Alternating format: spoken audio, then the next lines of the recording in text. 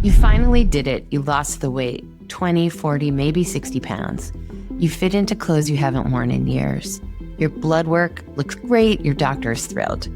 And then you see yourself in a photo and think, why do I look like I aged 20 years overnight?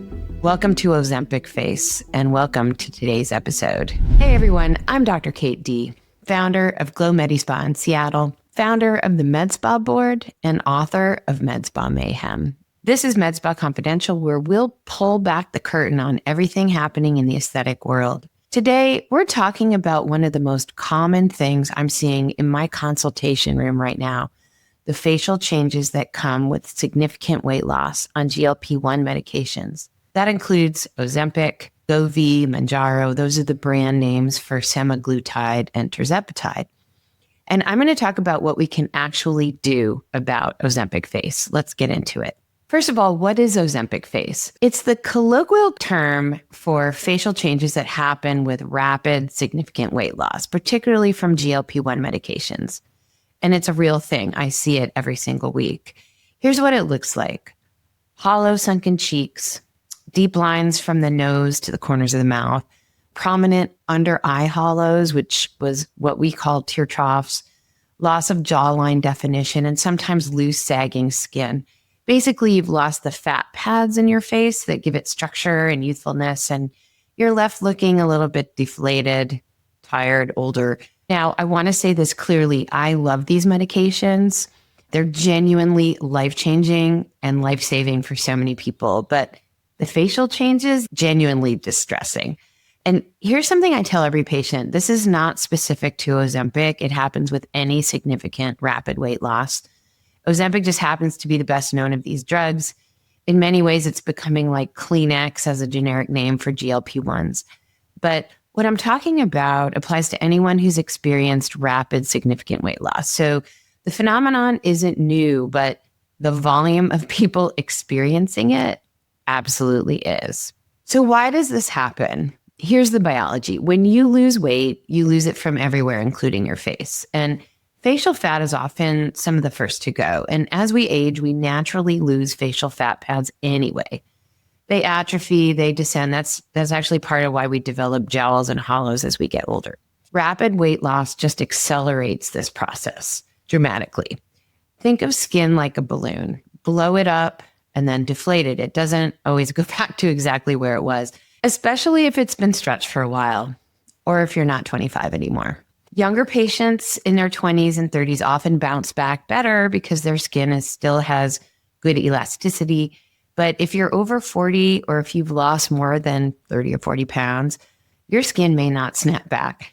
You're left with deflation and sometimes loose skin on top of that.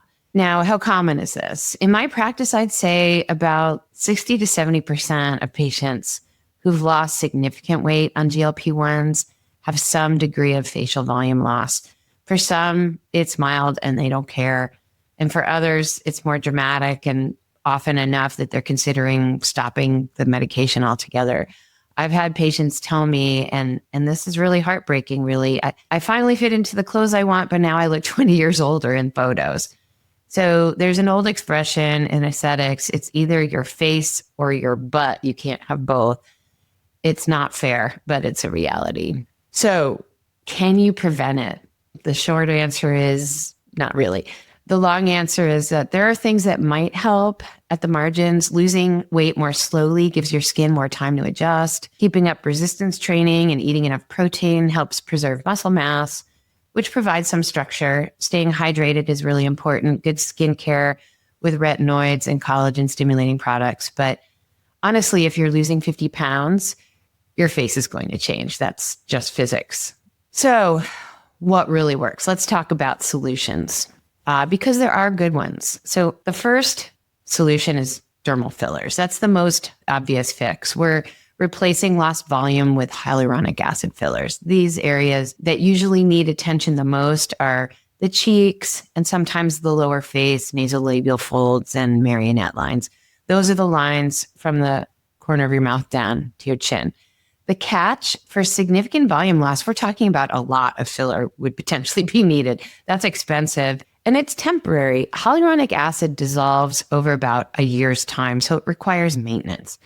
One important note on the under eye area specifically, I've moved away from using traditional fillers for tear troughs. We now use mostly PRP and PRFM, which are platelet-rich plasma and platelet-rich fibrin matrix for the under eye. It's safer and the results last longer.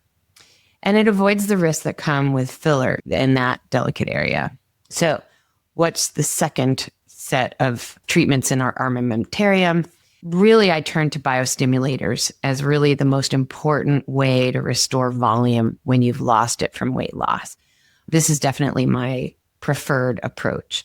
So Sculptra is my go-to for this. Unlike fillers, Sculptra does not fill the space directly. It stimulates your own collagen production over time.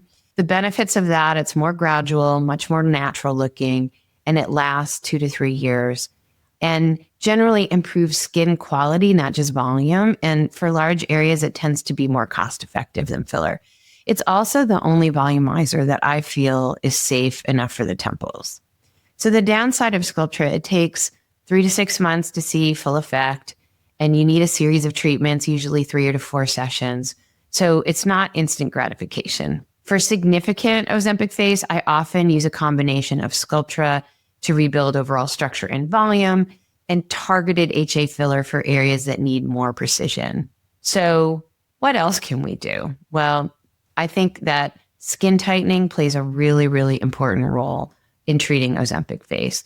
If there's loose skin in addition to volume loss, and there often is, we need to address that separately. Radiofrequency microneedling, like Genius RF, which is what we use in my office, can thicken and tighten the skin. It stimulates a ton of new collagen and elastin. Laser resurfacing also improves texture and tone. They don't replace volume, but they improve the skin quality and can provide meaningful lift. People have also asked me about fat transfer. For patients who've stabilized at their new weight and have fat to spare, fat transfer, which is when you take fat from the abdomen or thighs and then you inject it into the face, can be a more permanent solution. But it's a surgical procedure. It's not something we do in a Medspa setting. It requires the right candidate. It costs a lot of money and there's a significant amount of downtime. And you need to be able to be at a stable weight because if you lose more, you could lose the transferred fat too. People also ask me about thread lifts. My honest take, I really don't like them. Thread lifts work best for mild laxity. For the moderate to severe looseness that often comes with major weight loss, the results are too inconsistent and the complication rate way too high for me to recommend them. So in general, not only for Ozempic face, but in general, I'm not a big fan of threads. Let's just talk about what doesn't work real quick. Let me save you some money. So first of all, creams and serums. As much as I love a good skincare routine, this will not replace lost volume. That's just not what they do. Facial exercises, mostly nonsense. You can't exercise your way into more facial fat. Sorry. Supplements sometimes claim to plump your face. Also nonsense. And then lastly, facial massage feels wonderful, does nothing for volume loss. Okay, moving on. So here's something that doesn't get talked about enough. The psychological whiplash of dramatic weight loss is real. I mean, you spend months, sometimes years, uncomfortable in your body. You finally lose the weight. You feel healthier, more confident, excited. And then you see your face in a photo and think, oh God, I look ancient. I've had patients cry in my office, not because they're vain, but because they worked incredibly hard to achieve something huge. And now they're facing a problem they just didn't anticipate. If that's you, I want you to hear this. Your feelings are valid. It's not shallow to care about how you look, and there are real solutions. Let's look at timing and cost. So 2 things everyone asks. When should I do something about this? And more importantly, how much is it going to cost? So first of all, on timing, wait until your weight is close to stable. If you're still actively losing, any filler or Sculptra we place may look off as you continue to change. And frankly, it's a waste of money to fill an area that's going to keep deflating. I would wait until you're basically at a stable new weight for you. Okay. Now, on cost, I'm not going to sugarcoat it. Addressing significant Ozempic face is a meaningful investment.